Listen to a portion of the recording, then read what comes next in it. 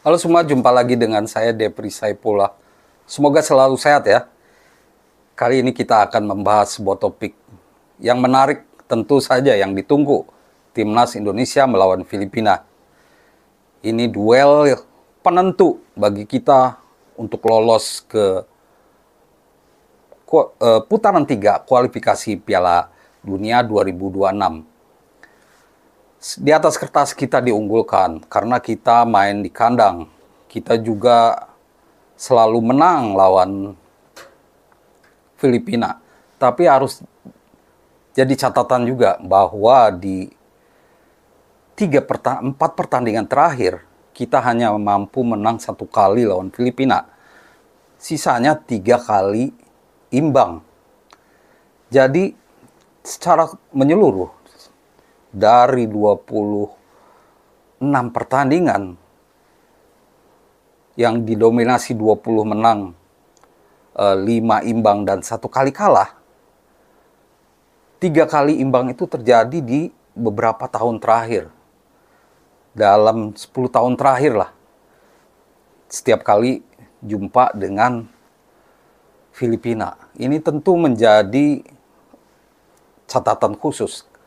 Walaupun tidak ada ceritanya kita kalah dari Filipina. Ini memang sebuah pertaruhan. Tapi kita juga tidak bisa jumawa dan kita juga harus akui bahwa Filipina terus berkembang. Filipina terus mengembangkan sepak bolanya di Asia Tenggara. Menjelang pertandingan ini, Sintayong lewat di konferensi pers mengatakan bahwa dia sangat pede melibas Filipina. Kepercayaan diri ini tentu bukan omong kosong belaka ya. Dia sudah tahu betul apa yang harus dilakukan melawan Filipina.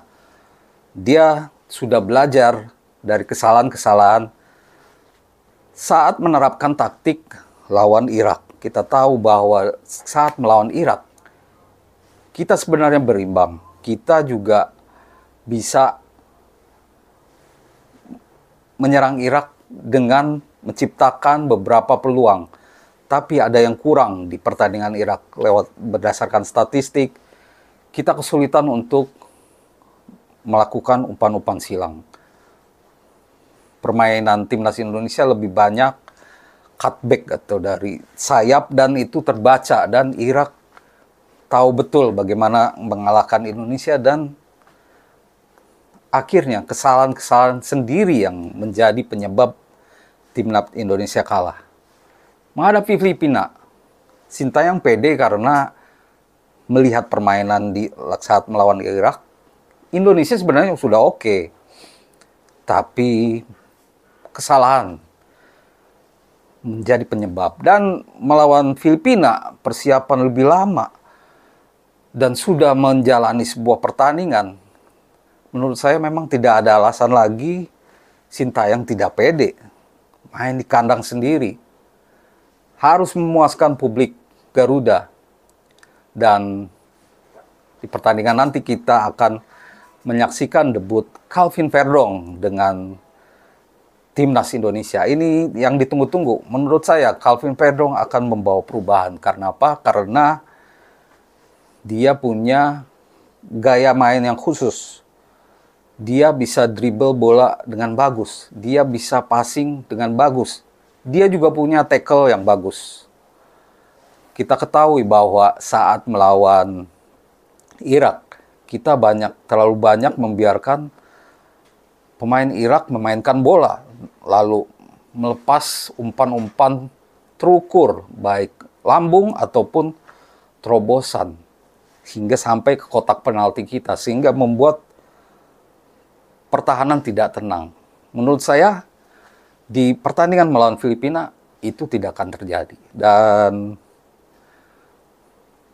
apakah Filipina mengulang strategi Irak dengan mengunci pemain-pemain penting kita seperti Tom Haye, kita tunggu saja. Tapi berdasarkan keterangan dari pelatih mereka, Tom Reinfeldt, ya, dia mengatakan bahwa Filipina akan parkir bus melawan Indonesia. Nah, ini jadi tugas khusus. Tapi kalau parkir bus itu memang mengesalkan ya, karena kita akan dipaksa terus menguasai bola, tapi kalau tidak efektif, itu bisa jadi bumerang karena bisa saja kita lengah, lalu lawan melakukan serangan balik. Itu tidak boleh terjadi. Kita harus fokus. Nah, waktu beberapa pekan lalu, saya diundang live reaction di sebuah televisi. Dan saat itu, legenda timnas kita bicara bahwa Ferry Sandria, striker lokal yang rekor 34 golnya belum bisa dilewati siapapun, bahwa dalam permainan sepak bola, itu yang paling penting adalah 15 menit awal dan 15 menit akhir. Nah, melawan Filipina, menurut saya, pemain harus benar fokus di 15 menit awal pertandingan dan 15 menit akhir pertandingan. Kalau bisa, di 15 menit awal atau 20 menit lah, kita sudah mencetak gol. 1 gol ke gawang Filipina. Ini akan menambah moral kita dan kita bisa lebih tenang gitu, bermain tanpa memikirkan hasil Vietnam. Begitupun di 15 menit akhir, konsentrasi kita akan lebih baik. Dan pelatih Filipina pun mengatakan demikian. Dia sudah siaga tuh, dia sebut 20 menit awal dan 20 menit akhir. Dia meyakini bahwa timnas Indonesia akan secepat mungkin mencetak gol. Dan Filipina akan parkir bus katanya. Nah, ini menjadi PR bagi timnas Indonesia. Banyak cara untuk membongkar parkir bus, misalkan ya memanfaatkan wing pasti ya, memanfaatkan lebar lapangan, apakah kiri, kanan, memancing lawan maju. Nah, itu salah satu strategi. Atau memanfaatkan bola-bola mati.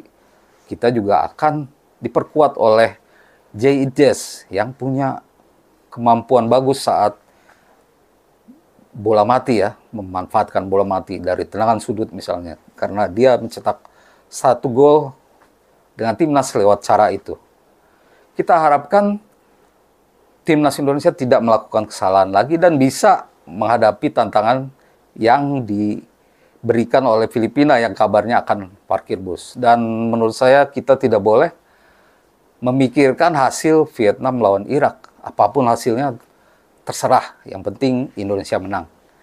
Demikian teman-teman ulasan saya soal preview timnas Indonesia lawan Filipina. Semoga menjadi informasi yang baik untuk teman-teman semua. Terima kasih dan salam olahraga.